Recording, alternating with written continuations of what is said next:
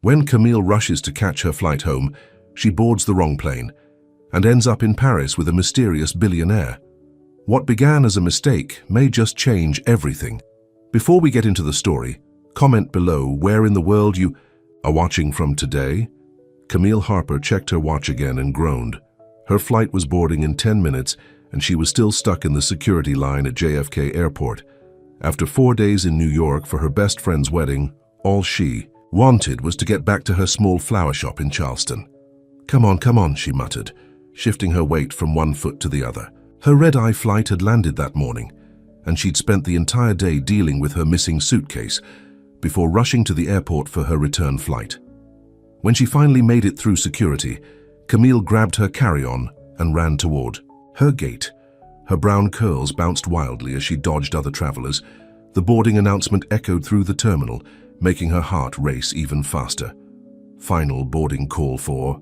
The rest of the announcement was drowned out by the noise of the crowd. Camille spotted a gate where passengers were boarding and rushed toward it.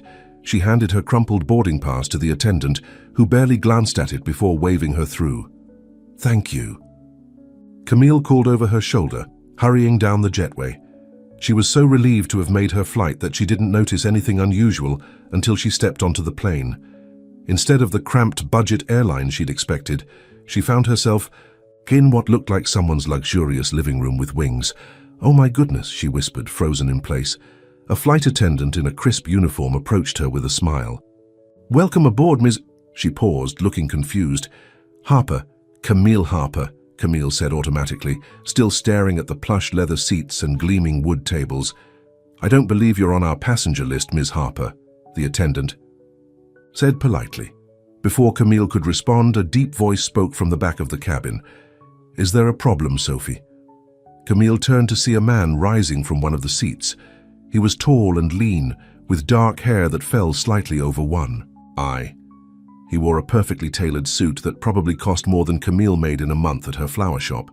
"I'm so sorry," Camille stammered, her southern accent growing stronger with her embarrassment. "I think I got on the wrong plane." The man's eyebrows rose slightly as he studied her. He held an espresso cup in one hand, and his steel blue eyes regarded her with what seemed like mild amusement. "Apparently," he said, his voice carrying the faintest trace of a French accent. "I'll leave right away," Camille said, backing up toward the door. "My real flight is probably looking for me." "Your flight to where?" the man asked, setting down his cup. "Charleston, South Carolina," she added, in case he didn't know. "Rich people sometimes didn't keep track of regular places. And how did you end up on my private jet instead?" He didn't sound angry, just curious. "I don't know," Camille admitted. "I was running late, and I heard a final boarding call, and I just ran. The gate attendant took my pass, so I thought..." She trailed off, realizing how ridiculous she sounded. To her surprise, the corner of the man's mouth twitched into something almost like a smile. "Sophie," he said to the flight attendant, "would you give us a moment?" The woman nodded and disappeared toward the front of the plane. "I'm Lucien Darcy," the man said, extending his hand. Camille took it hesitantly.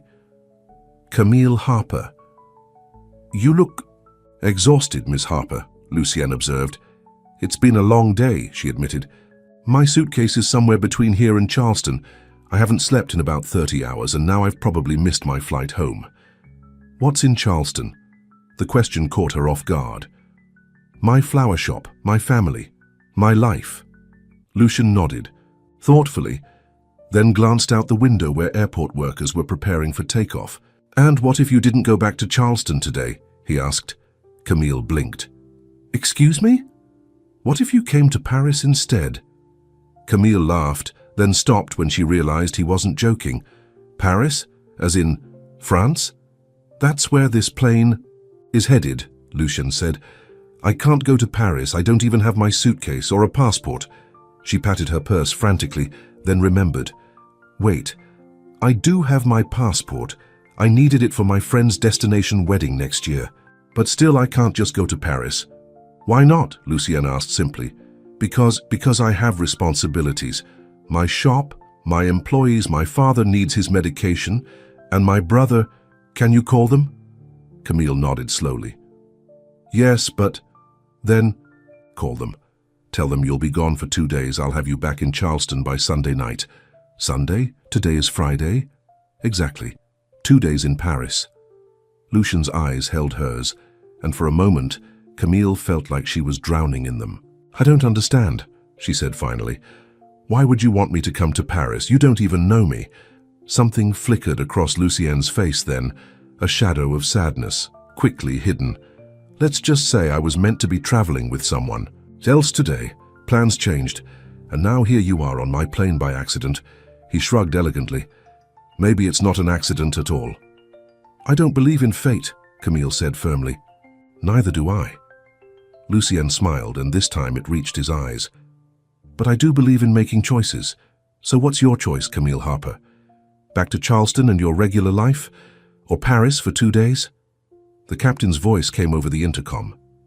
Mr. Darcy, we're cleared for takeoff. Will our unexpected guest be staying? Lucien didn't take his eyes off Camille. Well? Camille thought of her small apartment above the flower shop, of the same street she'd walked every day for years, of her carefully planned, predictable life. I must be crazy, she whispered. Lucien raised an eyebrow. Yes, she said louder, this time. Yes, I'll go to Paris. Lucien pressed a button on the wall. She's staying, Captain. Proceed with our original flight plan. As the jet began to taxi down the runway, Camille sank into the seat across from Lucien, her mind racing. I should call my assistant at the shop, she said, pulling out her phone, with shaking hands. The satellite phone will work better once we're in the air, Lucien advised. Sophie can show you how to use it. Camille nodded, still not quite believing what was happening. I've never been out of the country before, except for Canada once, but that hardly counts. Paris will be quite different from Charleston, Lucien said, studying her with those intense eyes. I guess you do this kind of thing all the time, Camille said. Jetting off to Paris on a whim? Not exactly, Lucien replied. This trip was planned months ago. He looked away, his jaw tightening slightly. Camille sensed there was more to the story but didn't push. Well, thank you for letting me crash your trip. I promise I won't be in your way. I'm counting on you being very much in my way, Ms. Harper, Lucien said, his voice low and serious. That's rather the point. The plane accelerated down the runway and lifted into the air. Camille gripped the armrests, her heart pounding. What was she doing? This wasn't like her at all. She never took risks, never did anything spontaneous. She was reliable, Camille, who always put everyone else first. Having second thoughts? Lucien asked, watching her face.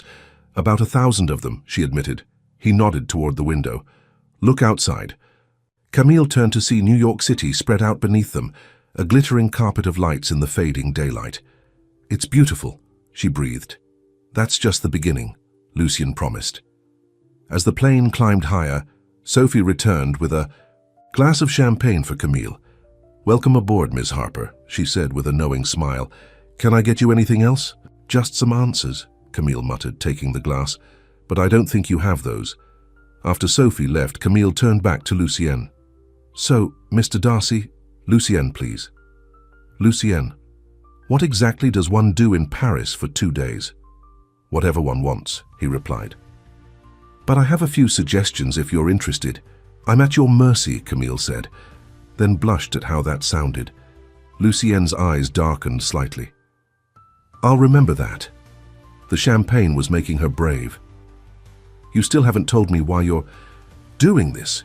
Taking a complete stranger to Paris isn't normal behavior, even for billionaires. What makes you think I'm a billionaire? Camille gestured around the private jet. Wild guess. Lucien actually chuckled at that, a warm sound that transformed his face.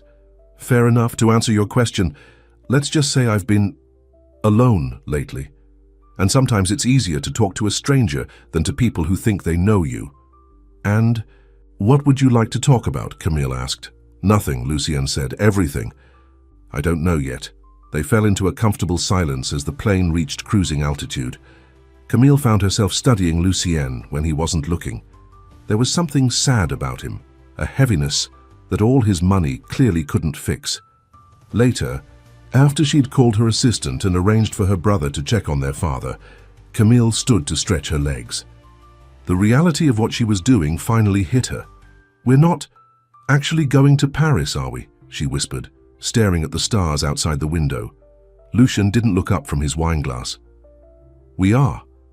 I just changed the flight plan." Her heart pounded. Why would you do that? He finally met her eyes, cool, unreadable, yet pierced with something tender. "Because I've flown alone too many times, and you looked like you needed to see something beautiful." Camille swallowed hard. The city lights began to twinkle far below them, and neither of them said what they were really thinking. Hours later, when most of the cabin lights had been dimmed, Camille found herself unable to sleep despite her exhaustion. She watched Lucien working on his laptop, his face illuminated by the screen. "You should try to rest," he said without looking up. "Paris days start early." "I still can't believe I'm doing this," Camille said. "This isn't me. I don't just run off to foreign countries with strange men." "Am I strange?" Lucien asked, closing his laptop. "You know what I mean, men I don't know." "Well, we have about 6 more hours to fix that," Lucien said. "Ask me anything." Camille thought for a moment. "Why Paris? Do you live there?" "I have a home there, one of several, but Paris is where my family is from." His expression softened. "It's where I feel most like myself." "And who is that? The real Lucien Darcy?" He seemed surprised by the question. "Most people ask about the business first." "I don't even know what your business is," Camille admitted. "Technology. Artificial intelligence, specifically. My company develops AI systems that help doctors diagnose rare diseases." "That sounds important," Camille said, impressed despite herself. "It can be," Lucien agreed. "But it's not who I am. Just what I do." "So who are you?" Lucien was quiet for so long that Camille thought he might not answer. "I'm still figuring that out," he said finally. Camille yawned, her eyelids growing heavy. "Well, when you do, let me know." The last thing she remembered before drifting off to sleep was Lucien gently covering her with a soft blanket. "Sweet dreams, Camille Harper," he murmured. "Tomorrow, Paris awaits." In her dreams, Camille was floating among the stars, and someone was holding her hand, guiding her through the darkness toward a city of light. And for the first time in years, she wasn't afraid of where the journey might lead. Camille woke to the gentle touch of sunlight on her face. For a moment, she was disoriented, expecting to see the familiar ceiling of her apartment above the flower shop. Instead, she found herself looking at the curved interior of a private jet. "Good morning," came Lucien's voice. "We'll be landing in Paris in about 30 minutes. Camille sat up quickly, smoothing her rumpled clothes. "I can't believe I slept so long." "You needed it," Lucien said.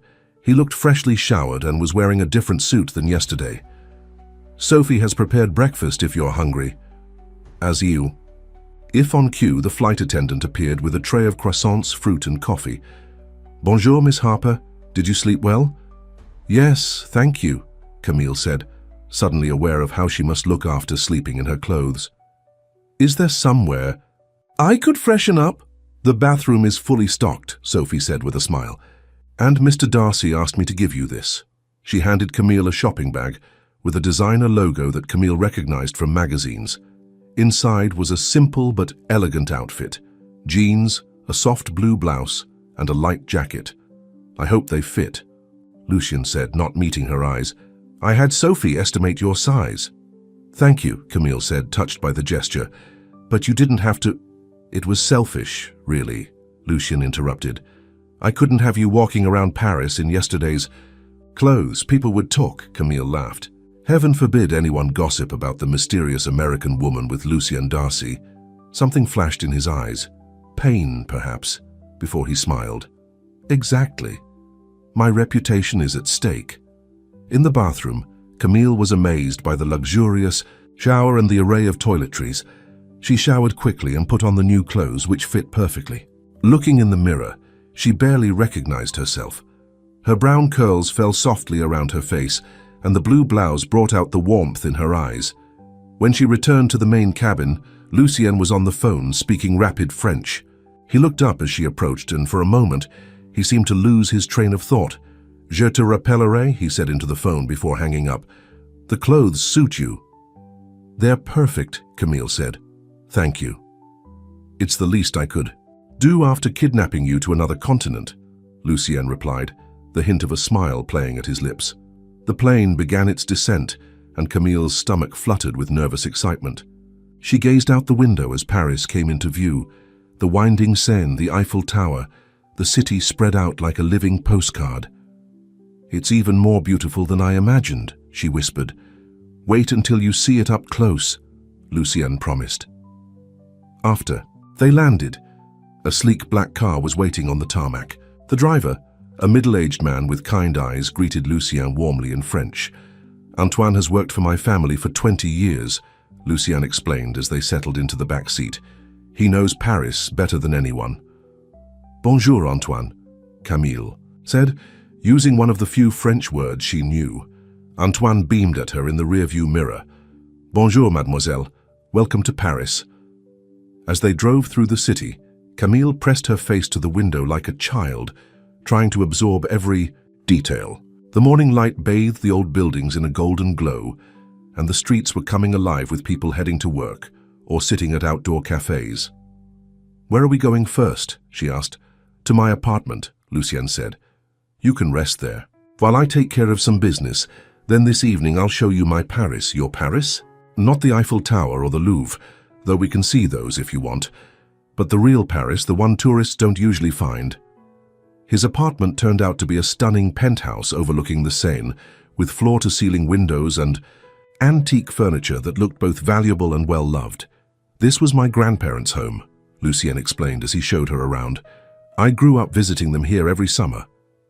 "It's beautiful," Camille said, trailing her fingers along a bookshelf, filled with leather-bound volumes. "It feels like a real home, not just a place to stay." Lucien looked pleased. "Most people only notice the address and the view." "Well, those are nice too," Camille admitted with a smile. "Make yourself comfortable," Lucien said. "The guest room is through there. I've asked my housekeeper, Madame Bouvier, to find you anything else you might need. I have a meeting I can't miss, but I'll be back by 5. "Thank you," Camille said, "for all of this. It still doesn't seem real." Lucien hesitated at the door. "Camille, why did you say yes to coming here with me?" Camille considered the question. "Honestly, I'm not sure. Maybe because it seemed like the universe was giving me a chance to do something different, to be someone different, even if just for 2 days." Lucien nodded, his expression unreadable. "I'll see you at 5. After he left, Camille explored the apartment, marveling at the artwork on the walls and the views from every window. Madame Bouvier, a plump woman with silver hair, arrived shortly, with more clothes, toiletries, and a warm smile that needed no translation. Despite her intention to stay awake, Camille found herself drifting off on the comfortable sofa in the living room. She was awakened by the sound of the front door opening. "I'm sorry," Lucien said, seeing her sleepy face. "I didn't mean to wake you." Camille sat up, blinking. "What time is it?" "Just after 5. Are you ready for our evening out?" "Absolutely," she said, suddenly wide awake. "Just let me change." In the guest room, she found an elegant but simple black dress laid out on the bed, with a note from Madame Bouvier explaining that Lucien had requested something suitable for dinner. Camille put it on, grateful again for how perfectly it fit. When she emerged, Lucien was waiting by the window, silhouetted against the early evening sky. He'd changed into dark jeans and a charcoal sweater that made him look younger, less like a CEO and more like the boy who'd spent summers in this apartment. "So you look lovely," he said simply. "So do you," Camille replied. "I mean nice, you look nice." Lucien smiled. "Shall we?" Their first stop was a small jazz club tucked away on a side street in Saint-Germain-des-Prés. The basement venue was intimate and smoky, with just a dozen tables arranged around a small stage where a trio played soulful music. "My father used to bring me here," Lucien said, as they sipped wine at a corner table. "He loved jazz. Said it was the sound of freedom." "Is your father still alive?" Camille asked. Lucien shook his head. "He died 5 years ago. Heart attack. My mother passed when I was 12. "I'm sorry," Camille said. "My mum died when I was 16. Cancer. It changes you, doesn't it?" Lucien said quietly. losing a parent young. It does, Camille agreed. It's why I stayed in Charleston to help my dad raise my brother, Tommy. He's 21 now in college. And your father? Getting older. He has good days and bad days. That's why I can't stay away too long. Lucien studied her face in the dim light. You've sacrificed a lot for them, Camille shrugged. That's what family does.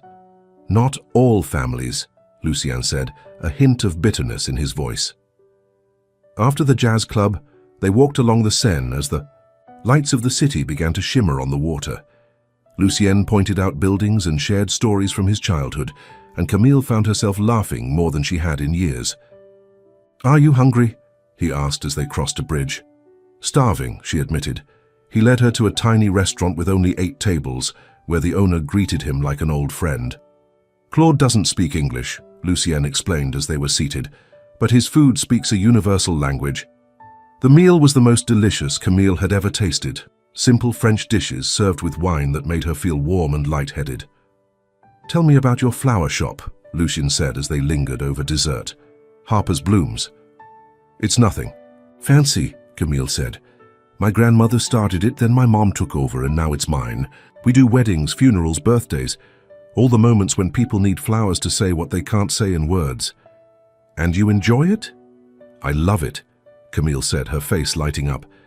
Every arrangement tells a story. It's not just about making something pretty, it's about capturing a feeling. Like what? Lucien asked, genuinely interested. Well, take weddings. Some brides want romantic, soft arrangements with roses and peonies. Others want something wild and untamed, with vines and unexpected blooms. It says something about who they are, what kind of love they want. And what would your wedding flowers look like? Lucien asked, his eyes never leaving her face. Camille blushed. I haven't thought about it much. I've been too busy helping other brides. But that wasn't entirely true. She had thought about it. Soft blue hydrangeas, white gardenias for their scent, and sprigs of lavender tucked in for remembrance. Flowers that spoke of home and comfort, but with a touch of something dreamy. After dinner, they continued their walk through the nighttime streets. Lucien took her hand to guide her down a narrow passage, and neither of them let go afterward. There's one more place I want to show you tonight, he said, leading her to a small park. In the center was a simple wooden bench beneath a flowering tree. This is where my parents had their first kiss, Lucien said, sitting down and pulling her gently beside him. My father was an American student studying abroad. My mother was French, from an old family that didn't approve of Americans. They met at the Sorbonne and fell in love, despite everyone telling them it wouldn't work. But it did work, Camille asked. For 20 years, until my mother died, Lucien said. My father never remarried. He said he'd rather have had those 20 years with her than a lifetime with anyone else. The night air was cool, and Camille shivered slightly. Lucien slipped off his jacket and placed it around her shoulders. Thank you, she said, for sharing your Paris with me. Thank you for seeing it the way I do, he replied. Most people just see the glamour, the postcard version. Is that what happened with her? Camille asked before she could stop herself. The person who was supposed to be on this trip with you? Lucien stiffened beside her. How did you know? Just a guess, Camille said. This trip seems personal, not something you'd plan to do alone. Lucien was quiet for a long moment. Her name is Claire. We were engaged for a year. The wedding was supposed to be next month. What happened? Camille asked softly. She left, Lucien said, his voice flat. 2 months ago, no real explanation. Just that she needed space and wasn't ready.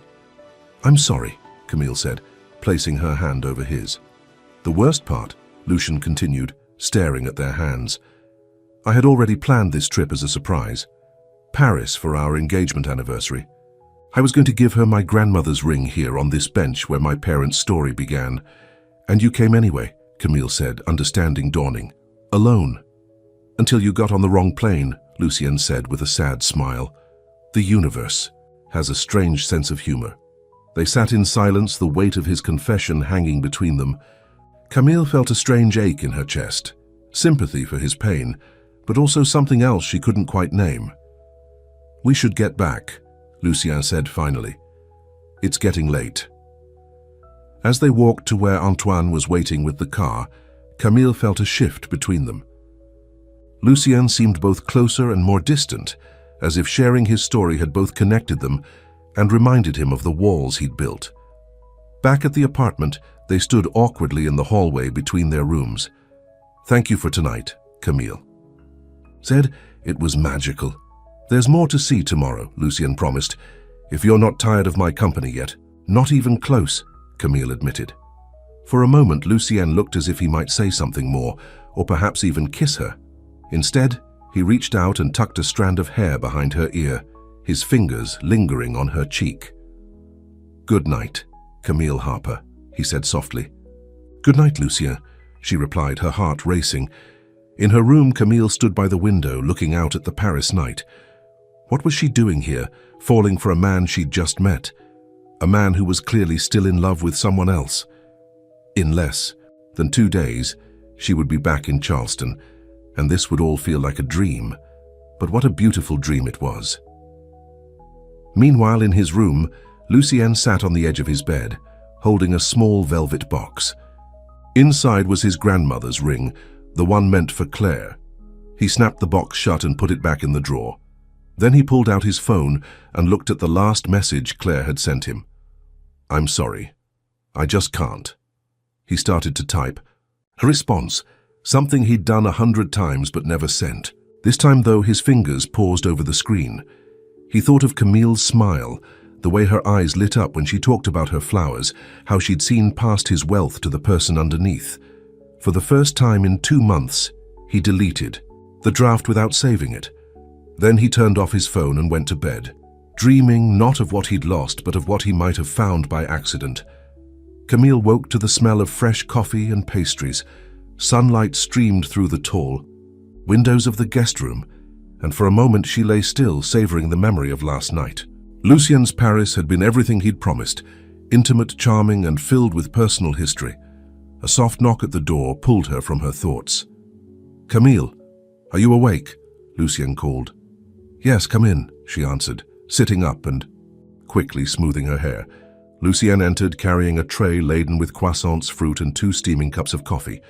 He was dressed casually in jeans and a light sweater, looking more relaxed than she'd seen him yet. "I thought we'd have breakfast here before heading out," he said, setting the tray on the bed. "I hope you slept well." "Like a dream," Camille said, reaching for a coffee cup. "Thank you for this." "It's nothing. Madame Bouvier insists no one should start their day without proper food." "She's right," Camille said, biting into a croissant. "Oh my goodness, this is amazing." "There's a small bakery around the corner," Lucien explained. "The owner gets up at 3 every morning to bake. His family has owned the shop for 4 generations. That's what I love about this city," Camille said. "Everything has a story, a history." "Speaking of stories," Lucien said, "I've been thinking about what to show you today. It's our only full day together, and there's so much to see." The way he said "together" made Camille's heart skip. "I'm in your hands," she said, "though I wouldn't mind seeing at least one tourist spot, just so I can tell people back home I actually saw the real Paris." Lucien smiled. "I think we can manage that. But first, there's somewhere special I'd like to take you." An hour later, they were strolling through a lush garden hidden behind high stone walls. Unlike the manicured public parks, this one was wild and romantic, with overgrown roses climbing ancient statues and a small, forgotten fountain bubbling in the center. "This is beautiful," Camille said, reaching out to touch a velvet red rose. "Where are we?" "My family's old estate," Lucien explained. "The main house was sold years ago, but I kept the garden. No one comes here except the gardener, who visits once a month to make sure it doesn't completely return to wilderness." "You like it this way," Camille observed. "A little wild." "Nature shouldn't be too controlled," Lucien said. "Beauty needs freedom to grow." Camille smiled, thinking of her own approach to flower arrangements. "I agree. The most stunning bouquets always have an element of surprise, something unexpected that catches the eye." They walked in comfortable silence, occasionally stopping to admire a particularly beautiful bloom or an interesting view.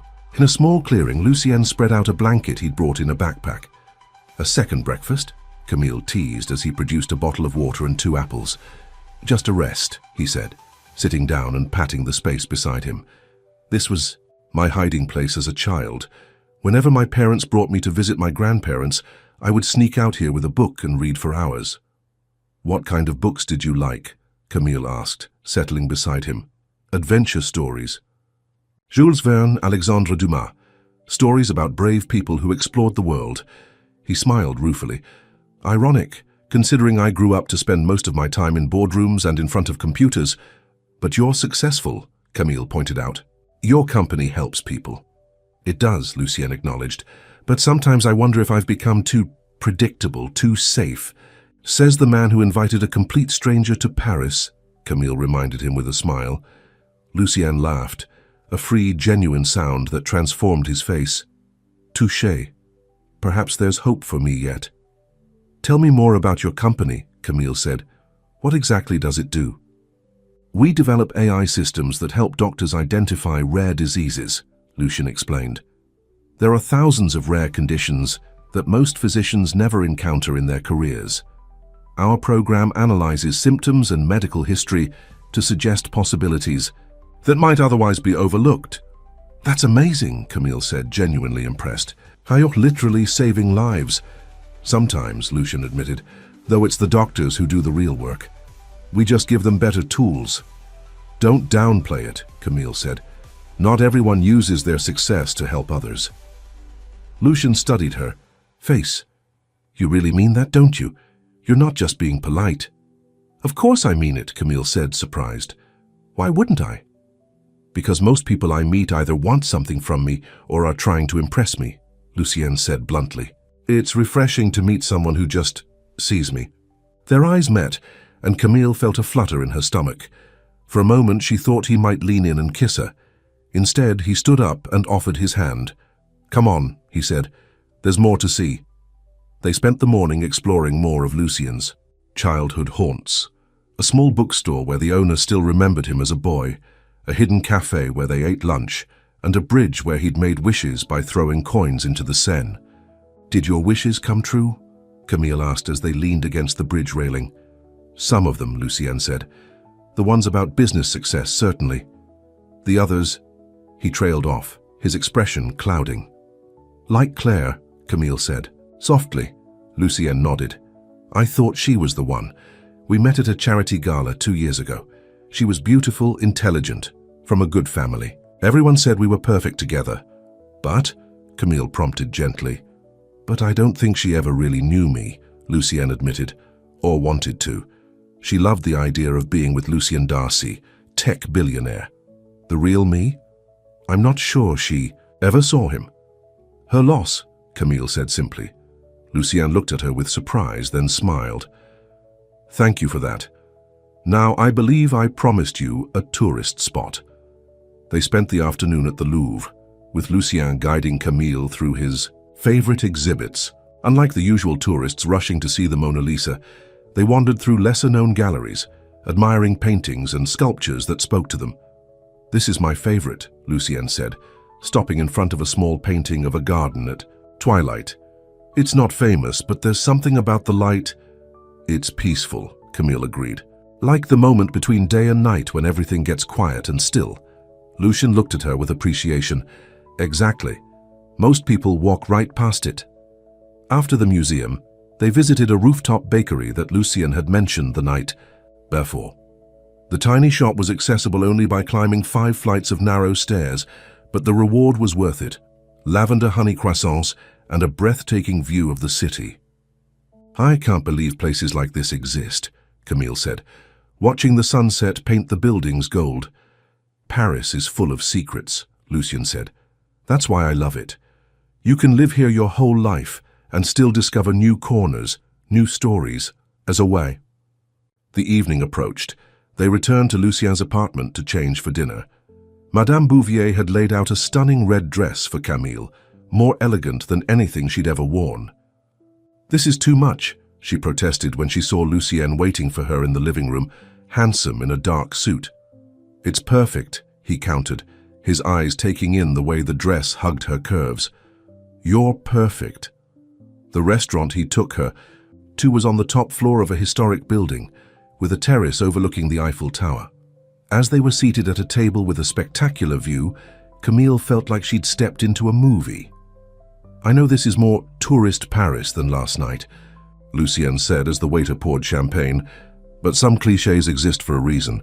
"It's magical," Camille assured him. "Thank you for sharing all of this with me." Their dinner was exquisite, the conversation flowing easily between them. Camille told him stories about her most demanding brides, and Lucien shared tales of business, deals gone wrong. They laughed more than either had in months. As they finished dessert, the Eiffel Tower began its hourly light show, sparkling like diamonds against the night sky. "Make a wish," Lucien said softly. Camille closed her eyes, wishing that whatever was happening between them wouldn't end when she returned to Charleston tomorrow. When she opened her eyes, Lucien was watching her with an intensity that made her breath catch. "Dance with me," he said suddenly. "Here, there's no dance floor. We don't need one," he said, standing and offering his hand. He led her to a small space at the edge of the terrace, where the lights of Paris spread out beneath them. As he took her in his arms, a violinist appeared and began to play a haunting melody. "You arranged this," Camille accused gently, settling into his embrace. "Guilty," Lucien admitted, his hand warm on the small of her back. They swayed together, barely moving, their bodies perfectly aligned. Camille could feel his heart beating against hers, his breath warm on her hair. "Camille," he whispered, "I need to tell you something." She looked up at him, her eyes questioning. "I've never met anyone like you," he said. "The way you see the world, the way you see me. It's like you've known me forever." "I feel the same way," she admitted. "But tomorrow you go back to Charleston," he continued, his expression troubled. "Back to your flowers and your family, and I go back to my life." "It doesn't have to end," Camille said, her voice barely audible. Lucien's eyes darkened. "What are you saying?" Before she could answer, a commotion at the entrance to the terrace caught their attention.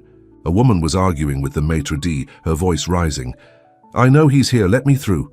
Lucien stiffened, his face draining of color. "It can't be," he muttered. The woman pushed past the staff and stormed onto the terrace, her eyes scanning the crowd until they landed on Lucien and Camille. She was strikingly beautiful, with sleek blonde hair and a model's figure, dressed in designer clothes that screamed money. "Lucien," she called, striding toward them. "There you are, I've been looking everywhere for you." "Claire," Lucien said, his voice flat. "What are you doing here?" Claire, the ex-fiancée. Camille felt her perfect evening crumbling around her. "What am I doing here?" Claire repeated incredulously. "I came to find you. You haven't answered my calls or texts for weeks." "Because you made it clear we were over," Lucien said coldly. "Your exact words were, 'I just can't,' if I recall correctly." Claire's eyes filled with tears. "I made a mistake, Luke, a terrible mistake. I was scared about the wedding, about forever. But I've had time to think, and I know now what I want. You, us." She glanced at Camille dismissively before turning back to Lucien. "Who's this? Your secretary?" Camille felt like she'd been slapped. Lucien's arm tightened around her waist. "This is Camille Harper," he said firmly, "and she's my guest." "Guest?" Claire laughed bitterly. "At our special place? Dancing to our song? That didn't take long, did it?" "Claire, you need to leave," Lucien said, his voice low and controlled. "We can talk tomorrow if you insist, but not now, not here." "I'm not going anywhere," Claire declared, crossing her arms. "Not until you hear me out. I love you, Lucien. I made a mistake, and I'm here to fix it." Camille gently pulled away from Lucien's arm. "I should go," she said quietly. "No," Lucien said, reaching for her hand. "Stay, please."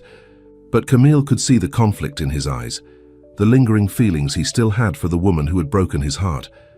"It's okay," she said with a sad smile. "You two have things to discuss. I'll wait for you at the apartment." Before Lucien could protest, Camille grabbed her purse and walked away, holding her head high despite the curious stares of the other diners. She managed to make it to the elevator before the tears started to fall. Back at Lucien's apartment, Camille changed into her own clothes, the ones she'd been wearing when she accidentally boarded his plane. It seemed like a lifetime ago. She packed the few belongings Madame Bouvier had provided, leaving the beautiful dresses hanging in the closet where they belonged. She considered leaving a note, but what could she say? Thanks for the fairy tale. Sorry it had to end. She'd known from the beginning that this wasn't real life. She didn't belong in Lucien's world of private jets and rooftop restaurants, and he clearly had unfinished business with Claire. Camille was sitting by the window, watching the lights of Paris when she heard the front door open. She braced herself, expecting to see Lucien and Claire together. Instead, Lucien entered alone, his tie loosened and his expression weary. "You're still here," he said with evident relief. "I was afraid you might have left." "Where would I go?" Camille asked with a small laugh. "I don't exactly know my way around Paris." Lucien crossed the room and sat beside her. "I'm so sorry about what happened. Claire had no right to show up like that, to speak to you that way." "She's still in love with you," Camille said simply. "She thinks she is," Lucien corrected. "She didn't want me until someone else did." Camille looked at him skeptically. "That someone being me? The random American who crashed your trip?" "There's nothing random about you, Camille Harper," Lucien said softly. "Meeting you may have been an accident, but everything since then has felt like destiny." Camille's heart raced at his words, but she forced herself to be practical. "What did you tell her?" "The truth," Lucien said, "that she broke my heart when she left, that I've spent 2 months trying to get over her, and that in 2 days with you, I've felt more alive than I did in 2 years with her." "Lucien," Camille whispered, afraid to hope. "I don't know what this is between us," he continued, taking her hands in his. "I don't know if it's real or just Paris magic, but I want to find out." "How?" "I go back to Charleston tomorrow. You have your life here and in New York." "What if you didn't go back tomorrow?" Lucien asked. "What if you stayed a few more days, or a week?" "I can't," Camille said regretfully. "My dad, the shop." "Then let me come to Charleston," Lucien said. "Let me see your world, meet your family, see the flowers you arrange with such care." "You'd do that?" Camille asked, surprised. "Trade Paris for small-town South Carolina?" "I'd trade it all for a chance to know you better," Lucien said seriously. Unless I'm misreading everything and you don't feel the same way." In answer, Camille leaned forward and pressed her lips to his. The kiss was gentle at first, then deepened as Lucien pulled her closer. When they finally broke apart, both were breathless. "I'll take that as a yes," Lucien said with a smile. "Yes," Camille confirmed. "But Lucien, you need to be sure. Claire is gorgeous and sophisticated and part of your world. I'm just extraordinary," Lucien finished for her. "Kind, genuine, and the first person in years who's seen past my money and status to the real me." He kissed her again, and Camille let herself believe just for a moment that fairy tales could come true. Later, as they sat on the balcony under the stars, planning their return to Charleston, Camille's phone rang. It was her brother, Tommy.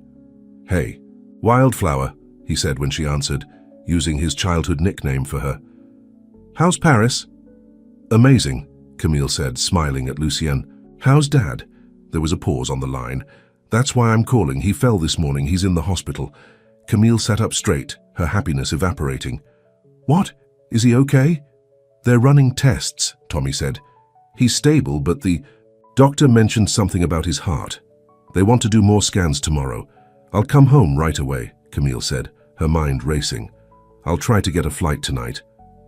"No need to panic yet," Tommy assured her. "He's conscious and complaining about the hospital food, which is a good sign, but they're keeping him for observation."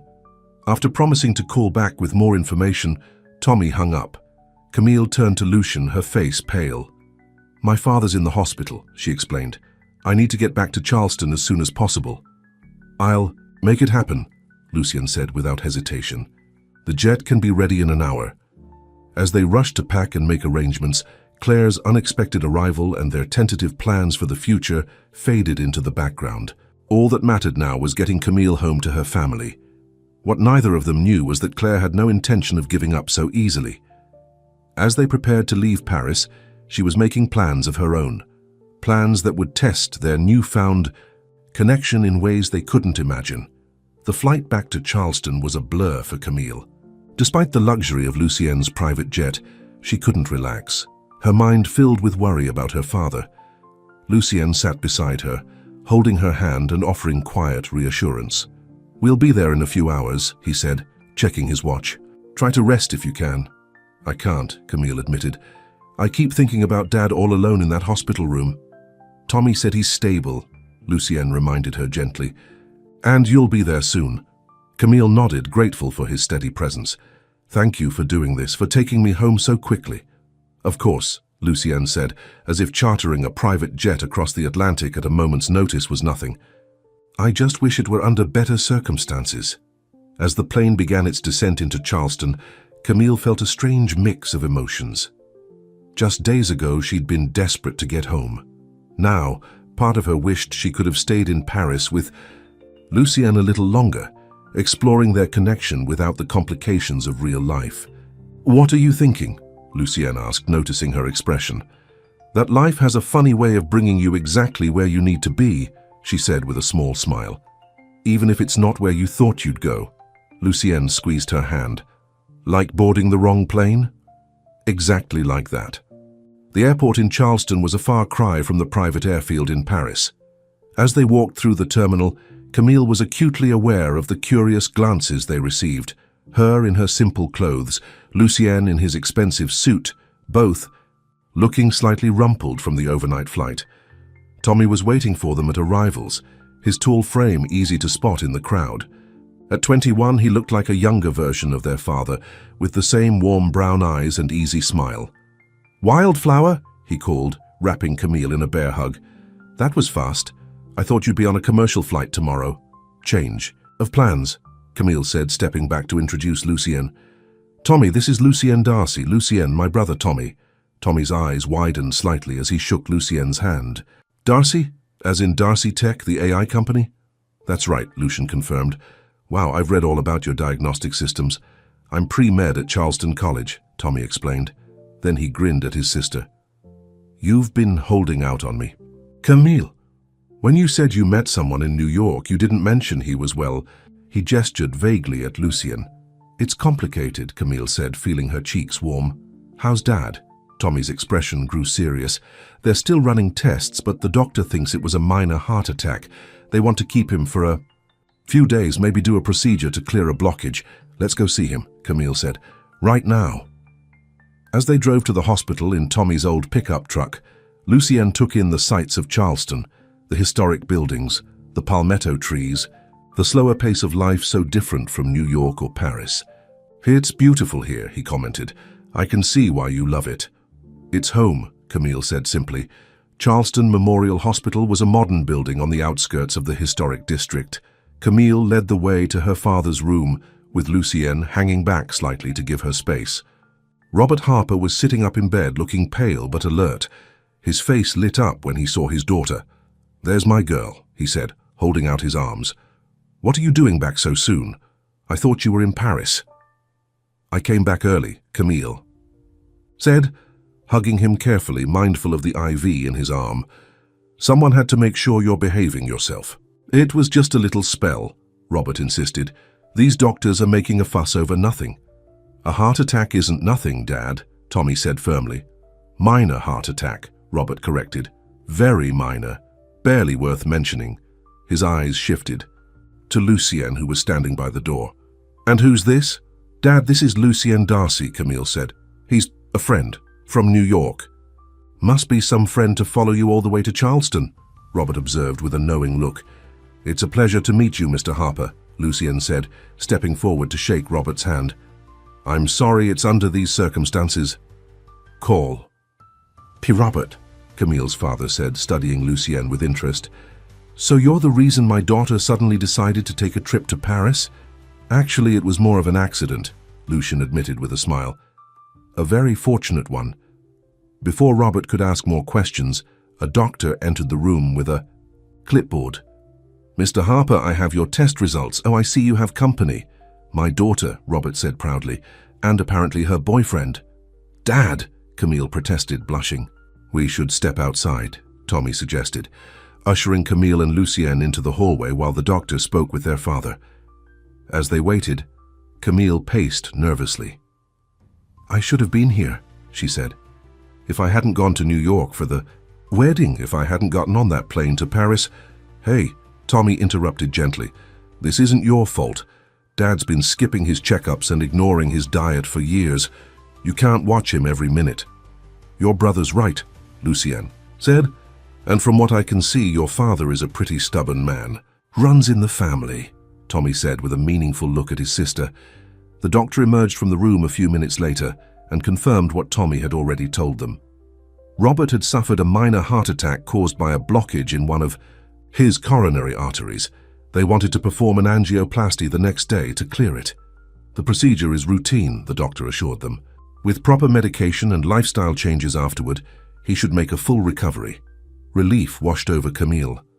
"Thank you, doctor." After the doctor left, they returned to Robert's room.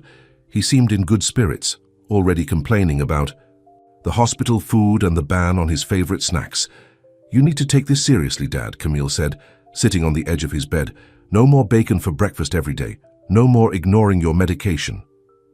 "Yes, ma'am," Robert said with mock seriousness. "You sound just like your mother." Camille's expression softened. "She'd want you to take care of yourself." Robert patted her hand. "I know, sweetheart. I promise I'll do better." Then he turned to Lucien. "So, young man, what are your intentions with my daughter?" "Dad!" Camille exclaimed, mortified. Lucien, however, didn't seem flustered. "Right now, my intention is to help her in any way I can while you recover," he said. "Beyond that, I hope to get to know her and her family better." Robert nodded approvingly. "Good answer. Where are you staying while you're in town?" "I haven't had a chance to arrange anything yet," Lucien admitted. "He can stay at the house," Tommy offered. "The guest room is clean." Camille looked at Lucien uncertainly. Their modest family home was a far cry from his luxury apartments in New York and Paris. "That would be perfect," Lucien said, as if reading her thoughts. "Thank you." After spending a few more hours with Robert, they left the hospital with promises to return the next morning for the procedure. Tommy drove them to the Harper home, a charming two-story house with a wide porch and blooming flowers in the front yard. "It's not much," Camille said as they walked up the path, "but it's home." "It's lovely," Lucien said sincerely. "You can feel the history here, the love." Inside, the house was filled with comfortable, well-worn furniture and family photos. Lucien paused to look at a picture of a young Camille with a woman who had the same warm smile. "Your mother?" he asked. Camille nodded. "That was taken about a year before she got sick." Tommy showed Lucien to the guest room while Camille unpacked her few belongings and took a quick shower. By the time she came downstairs, Tommy had ordered pizza and was showing Lucien his collection of vintage vinyl records. "I found them in the attic," Tommy was explaining. "Dad used to be a huge music buff." The three of them spent the evening, talking and eating pizza, with Tommy regaling Lucien with embarrassing stories from Camille's childhood. And then she came marching down the aisle with Dad's clippers, half her hair chopped off, announcing she was going to be a barber instead of a flower girl. Tommy finished laughing. "I was 5, Camille protested, though she was laughing too. Lucien watched her with a soft expression, clearly enjoying seeing this side of her. "I wish I could have known you then," he said. After Tommy went to bed, Camille and Lucien sat on fire. The porch swing, the night air heavy with the scent of jasmine. "Your family is wonderful," Lucien said, his arm around her shoulders. "I can see why you never wanted to leave." "They're everything to me," Camille agreed. "But sometimes I wonder if I've used them as an excuse to avoid taking risks, trying new things, like Paris." "Like Paris," she confirmed, "like falling for someone I just met." Lucien's arm tightened around her. "I'm glad you took that risk." They sat in comfortable silence for a while, listening to the night sounds of crickets and distant traffic. "What happens now?" Camille finally asked, voicing the question that had been on her mind since they left Paris. "Now we take it one day at a time," Lucien said. "I've cleared my schedule for the week. I want to be here for you for your father's recovery." "And after that?" "After that we figure it out together," Lucien promised. "I have homes in New York and Paris, but I can work from anywhere. And Charleston seems like a lovely place to spend time. You'd do that. Split your time between here and New York. I'd do a lot more than that for you, Camille Harper, Lucienne said softly, tilting her face up to his for a gentle kiss. The next morning, they were at the hospital early for Robert's procedure. As they waited in the surgical lounge, Camille's phone rang. It was her assistant at the flower shop. "Lisa, hi," Camille answered. "Is everything okay at the shop?" "Mostly," Lisa replied, sounding stressed. "But the Henderson wedding is tomorrow, and Mrs. Henderson is having a meltdown about the centerpieces. She says they're not what she ordered, but I checked the contract, and they're exactly what she approved." Camille sighed. "Put her on the phone." After 15 minutes of soothing the nervous bride's mother and promising to personally oversee the final arrangements, Camille hung up. "Problem at work?" Lucien asked. "Nothing new," Camille said. "Just a nervous client. But I should probably stop by the shop after Dad's procedure. The Henderson wedding is our biggest event this month. I'd love to see where you work," Lucien said. The procedure went smoothly, and by afternoon Robert was back in his room, groggy but stable. The doctor assured them that everything had gone as planned. "He'll need to rest for a few days," the doctor told Camille and Tommy. "But he can go home tomorrow if his vitals remain stable." With Robert sleeping peacefully, Camille decided it was a good time to check on the shop. Tommy stayed at the hospital while Lucienne drove Camille downtown in her father's old car. Harper's Blooms was located on a charming street, lined with small independent businesses. The storefront was painted a cheerful yellow with window boxes full of colorful flowers. As Camille unlocked the door, the familiar scent of fresh blooms welcomed her home. "This is exactly how I imagined it," Lucienne said, looking around at the displays of arrangements and potted plants. "It feels like you." "My grandmother opened it 60 years ago," Camille explained, running her hand along the old wooden counter. "It started as just a little stand selling flowers from her garden. Now we do weddings and events all over the state." Lisa, a college student who worked part-time, looked up from where she was arranging roses. Her eyes widened when she saw Lucienne. "Camille!" "You're back," she exclaimed, then added in a whisper, "Who's that?" "Lisa, this is Lucienne Darcy," Camille introduced them. "Lucienne, my assistant and lifesaver, Lisa." "Nice to meet you," Lucienne said warmly, shaking Lisa's hand. "Likewise," Lisa said, clearly curious but too professional to pry. Camille checked the orders and inspected the Henderson wedding flowers, while Lucienne wandered around the shop, admiring the arrangements and asking questions about different blooms. "You really love this place, don't you?" he observed as Camille gently adjusted a spray of baby's breath. "It's more than just a shop to me," Camille admitted. "It's my heritage, my family's legacy." Before Lucienne could respond, the bell above, the door jingled as someone entered. Camille looked up and froze. Claire stood in the doorway looking impossibly glamorous in designer clothes that seemed wildly out of place in the small Charleston flower shop. "There you are," Claire said to Lucienne, ignoring Camille completely. "I've been looking all over town for you." "Claire," Lucienne said, his voice cold. "What are you doing here?" "Following you, obviously," Claire replied with a brittle smile. "You left Paris so suddenly I was worried." "How did you even find me?" Lucienne demanded. "Your pilot isn't as discreet as you might think," Claire said. It wasn't hard to charm the flight plan out of him. She finally acknowledged Camille with a dismissive glance. "So this is where you work? How quaint."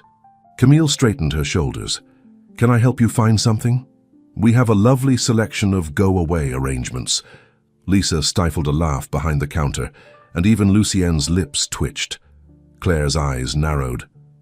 "Cute, but I'm not here for flowers. I'm here for Lucienne. We have unfinished business." "No, we don't," Lucienne said firmly. "I told you in Paris, we're done. Whatever we had is over." "Because of her?" Claire asked incredulously, pointing at Camille. "This small-town nobody. What could she possibly offer that I can't?" "Authenticity," Lucienne replied without hesitation. "Kindness, a heart that isn't calculating what she can get from me with every smile." Claire's perfect composure cracked. "That's not fair. I loved you." "You loved what I represented," Lucienne corrected. "The status, the lifestyle, but you never really saw me, Claire. Not the way Camille does." You've known her for what, 3 days? Claire scoffed. This is insane, even for you, Lucienne. Sometimes 3 days can tell you more about a person than 2 years, Lucienne said quietly. I'm sorry if I hurt you, Claire, but it's time for both of us to move on. Claire's face hardened. Fine. Have your little fling with Flower Girl. But when you get tired of playing small-town romance and want to rejoin the real world, don't come crying back to me. With that, she stormed out, leaving a cloud of expensive perfume in her wake.